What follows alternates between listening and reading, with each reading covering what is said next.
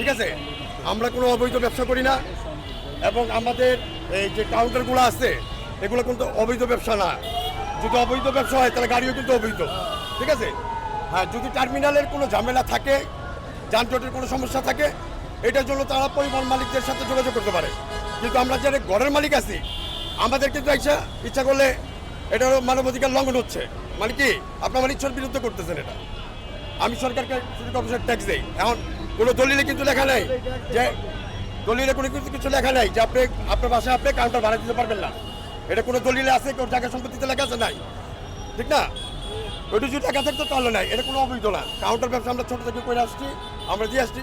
যদি ওনাদের সমস্যাই থাকে ওনারা পরিবহন মালিকদের সাথে বুঝবে, পরিবহন মালিকদের বলবে যে তোমরা যদি আমাদের কথা না শুনো আমরা রোড পারমিট বাদ করে দিব। ওই ক্ষেত্রে তারা নিজেরা এখানে আসবে না, পরিবহন যারা তারাই এখানে ভয়তে আসবে না, তারাই আমাদের থেকে চলে যাবে, ঠিক না? আর স্যারদের কথা যেটা হোক, আমরা তো স্যারকে রেসপেক্ট করছি। স্যার বলছে কালকে বন্ধ করতে, আমরা অলরেডি বন্ধ ছিল। বন্ধের ভিতরে যদি আপনি সিলকালা করে দেন, ঠিক আছে, কিন্তু আপনি ওই আপনার কাউন্টারে এটা ভেঙে ফেলেন, এটা তো এটা মানবাধিকার লঙ্ঘন হয়ে যাচ্ছে। যেটা বাংলাদেশ নাগরিক হিসাবে আমার একটা দায়িত্ব আছে জানার যে আমার অপরাধ কি। তাহলে তো আমার ইচ্ছা করলে তো আমি বাড়িকে দখল করতে পারি একজনের, নাকি? যত যার বাড়ি ওনারা সম্পূর্ণ উনি ট্যাক্স দেয়। কি বলেছে না, স্যার বলছে কোনো সমস্যা নেই। এখন স্যাররা যেটা চাচ্ছে, স্যাররা চাচ্ছে যে এখানে কাউন্টার না থাকে। তো স্যারকে আমি বলছি যে স্যার এটার থেকে ভালো হবে যদি আপনি পরিবহন মালিকদের যদি আপনি এটা বলেন ওনাদের যে ওনাদের রোড পারমিট বাদ করে দেবেন। ঢাকা সড়ক থেকে যদি বলে ওনারা শুনতে বাধ্য, কেন ওরা ইচ্ছা করে পারে রোড পারমিট বাদ করে দিতে, যে কথা না শুনে।